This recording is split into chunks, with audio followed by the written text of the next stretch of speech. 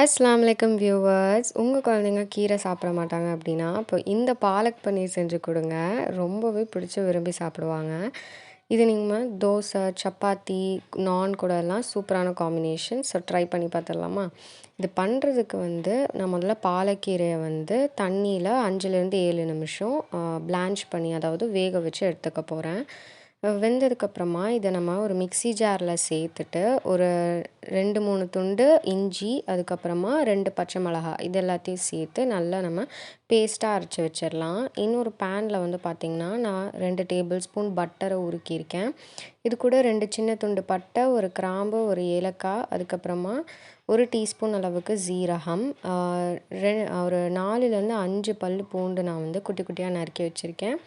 அது இது கூட சேர்த்து நல்ல பூண்டு பொன்னிறம் ஆனதுக்கப்புறமா நம்ம வெங்காயத்தை சேர்த்து, வெங்காயம் நல்லா சாஃப்டாக வதங்குற வரைக்கும் நம்ம குக் பண்ணி எடுத்துக்கலாம்.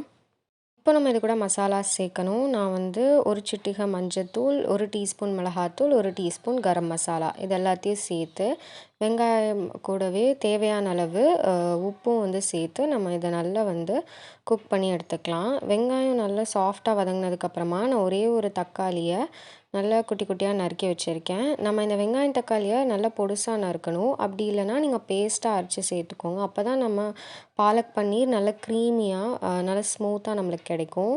இப்போ வெங்காயம், தக்காளி எல்லாம் நல்லா மசிஞ்சு வர அளவுக்கு நம்ம குக் பண்ணி எடுத்துக்கலாம்.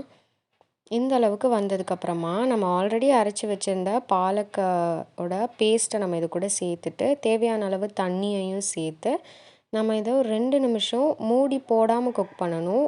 ஒரு 5 நிமிஷத்துக்கு நல்லா இது குக் ஆனதுக்கப்புறமா மேலே நான் ஒரு 2 டேபிள் ஸ்பூன் அளவுக்கு ஃப்ரெஷ் க்ரீம் சேர்த்துருக்கேன்.